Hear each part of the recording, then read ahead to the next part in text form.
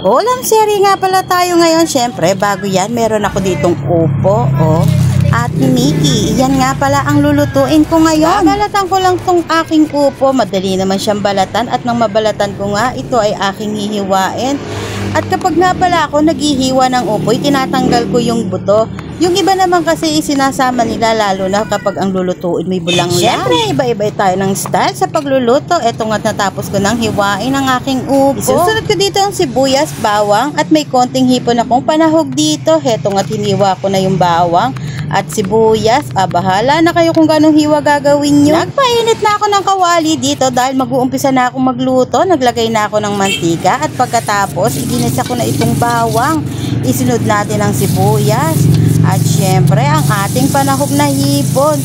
Ayan, imekos-mekos natin ng very light. At pag golden orange na, ay pwede na natin ilagay itong upo. Ilagay ko na itong lahat ng upo. At syempre, haluin natin ng very light. At tatakpan natin siya ng mga ilang minuto. At nang okay na nga itong aking upo, isinunod ko naman itong aking Mickey. Eto, at lalagay ko.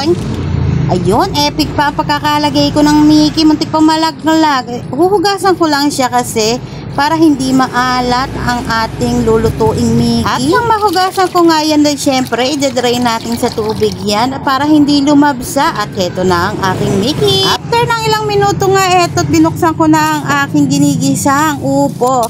At minekos-mekos ng bahagya kasi ay lalagyan ko siya ng konting bechin, paminta, at syempre, mekos-mekos ng very light. Halo-haloin lang ng bahagya at maglalagay ako dito ng 2 tasang tubig at maglalagay din ako dito ng magic cubes. Hindi na nga pala ako maglalagay ng patis kasi ang magbibigay alat dyan ay ang Mickey ilalagay ko. At ayun lang kumulo at syempre susunod na natin ilagay itong Mickey.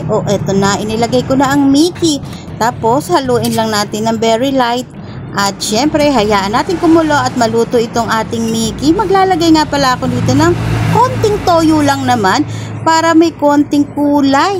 At nung malagyan ko nga siya, syempre, haluin natin ng very light at hayaan natin kumulo. At heto na ang aking nilutong upo with Mickey. Ayan, napakasimpleng ulam, napakadaling lutuin, 'di ba? Minsan kasi ay mas masarap ang mga ganitong luto. At heto na, pwede na nating i-serve. So ito, maglalagay na nga pala ako sa aking mangkok. At ako ay kakain na. Nagkikrave nga pala ako dito kaya ako niluto. Ito'y simple at wala namang eme-eming sahog. So iyon lang at tara, kain tayo.